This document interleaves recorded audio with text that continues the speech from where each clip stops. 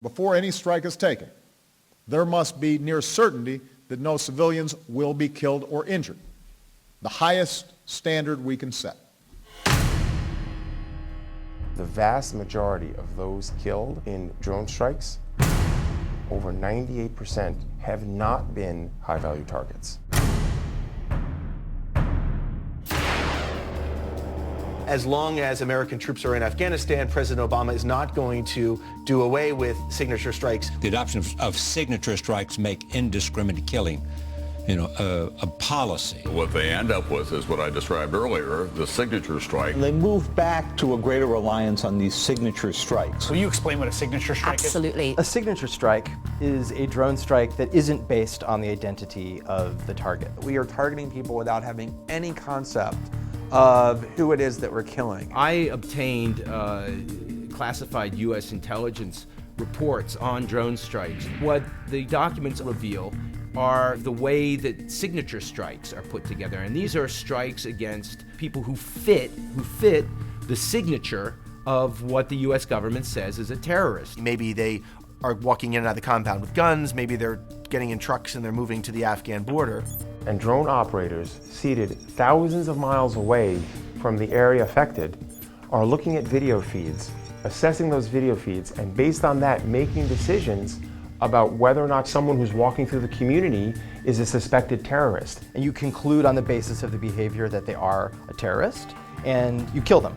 But looking at the imagery itself, there's no way you can tell a target is good, bad, other, indifferent, unless they were wearing a big sign on their back that said, hey, I'm Taliban or I'm Al-Qaeda, because it doesn't read minds.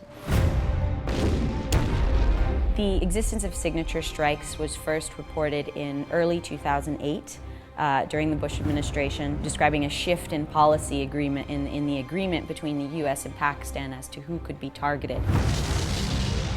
The agency became convinced that it had gotten so good at watching from above that it could distinguish different groups. It could distinguish whether a terrorist leader was at a certain location. But there is room for a lot of misunderstanding when you're doing something like conducting signature strikes. A drone strike is only as good as the intelligence that is behind the actual strike. Drones hit what they aim to hit. But if they're aimed at the wrong people, then civilians are killed. Former U.S. Ambassador Cameron Munter had said that one man's combatant was another man's chump who went to a meeting. When Leon Panetta was director of the CIA, somebody memorably said, if Leon sees a few guys doing jumping jacks on the ground, he thinks that's a terrorist training camp. In a number of cases that I looked at, the CIA wasn't sure who they were hitting. As soon as those signature strikes begin, we start to see another steep escalation in civilian casualties. In a signature strike, you're suddenly seeing 15, 20, 25, 30 people killed all at once. So that's what happens when signature strikes go wrong. Large numbers of people die.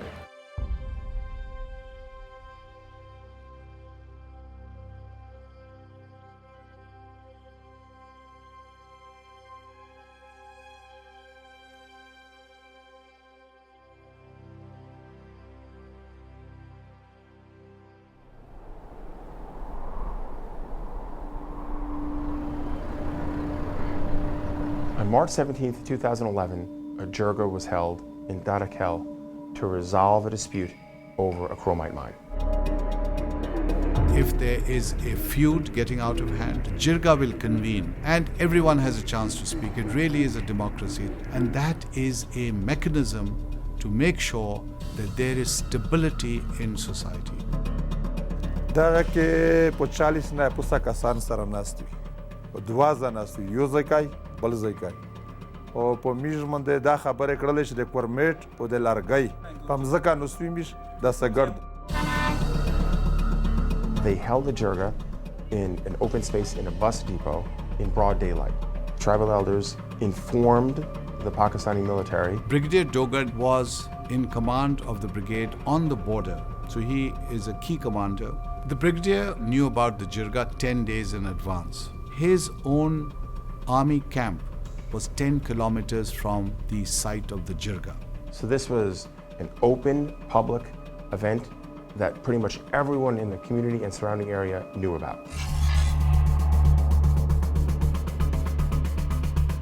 هغه وخت کې زه 3 کیلومتره کوم ما په خپل هغه ډرون لیدې خو چې کله یې میزایل وویشتل هغه میزایل ما ولیدل خو هغه د تخیل منه 3 کیلومتره هغه طرف کې ونه ویاډه. So the jirga begins in the morning at about 10 o'clock, and after about 20 minutes or so,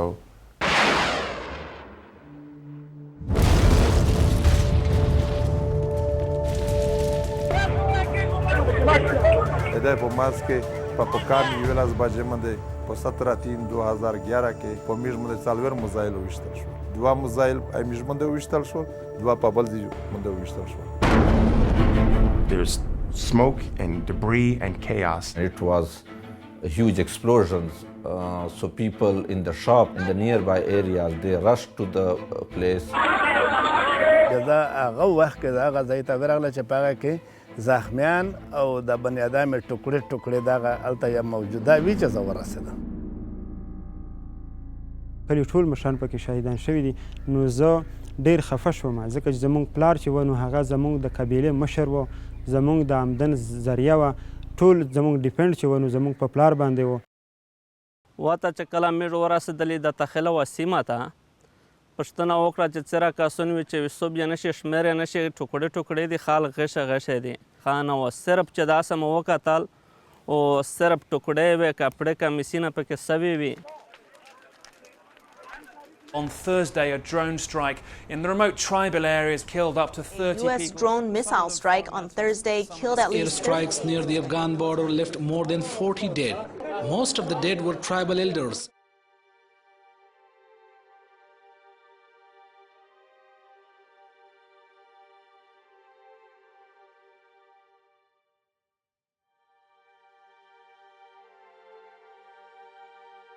In one morning, 40 important leaders all eliminated. مو پېژندل چې د میږ خپل د قبیله ولا 15 کسون وي چې The loss of 40 leaders on a single day is devastating for that community. It's devastating in terms of leadership, it's devastating in terms of the moral compass, and it's devastating in economic terms as well. نه چونکې دا زموږ دپاره یو ډېر نقصان و. هغه به په جرګې کې کېناستو، د خلکو مسلې به یې حل کولې، د خلکو د ترقۍ او د خوشحالۍ دپاره یې به کارونه کول ځکه چې هغه د خپلې علاقې یو الکټ کونسلر و.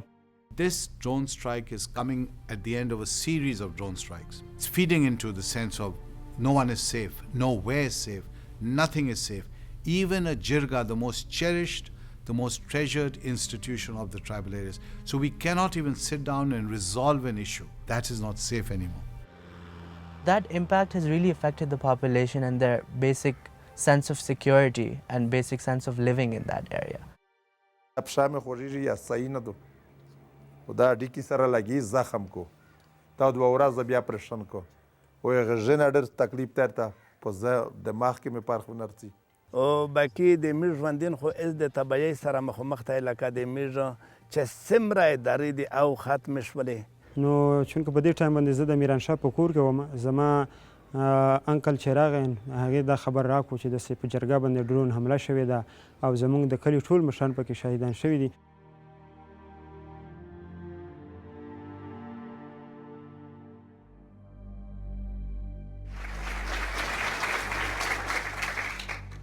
Thank you very much and good afternoon, everyone. Thank you for being here today. 3 months after 42 civilians died, John Brennan stood up at Johns Hopkins and said, Nearly for the past year, there hasn't been a single collateral death because of the exceptional proficiency, precision of the capabilities that we've been able to develop. High-level authorities tell the American public that there have been no civilian casualties. These guys were terrorists, not the local men's glee club. These were not people gathering for a bake sale, these were terrorists. There's every indication that this was a group of terrorists, not a charity car wash in the Pakistani hinterlands.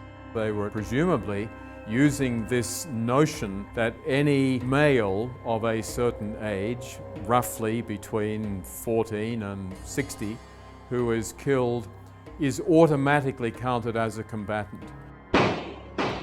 The Vietnam body count as a metric was flawed. It did not really give you a measure of how successful you were being. In fact, it led you astray in assessing that. And the drone strikes are the same way. They're the wrong metric. Tell me how we're winning if every time we kill one, we create 10. That's not a metric that tells you if you're winning. What tells you if you're winning is if Muslims decide not to support the radical fringe. But the strikes at Tatakel caused a significant negative reaction by Pakistani authorities and by the Pakistani people. Anti-American sentiment in Pakistan reached greater heights. That very large drone strike really upended U.S.-Pakistani relations. I was a military guy for 25 years. I've done 7 wars. I'm not about being nice to the enemy. But the blowback and the aspect of political destabilization, those things ultimately do make us less safe.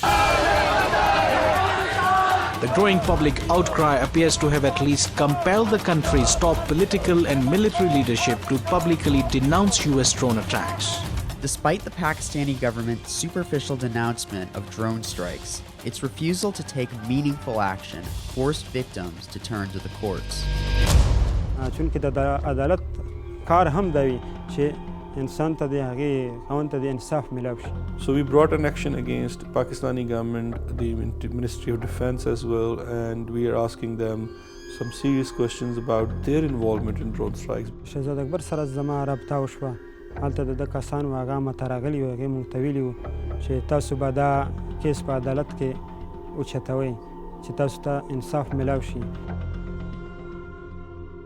A court in Pakistan has ruled U.S. drone strikes on Pakistani territory are illegal and should be stopped in light of the growing number of civilian casualties. The ruling is in response to a lawsuit filed by the relatives of a man who died in a 2011 drone strike.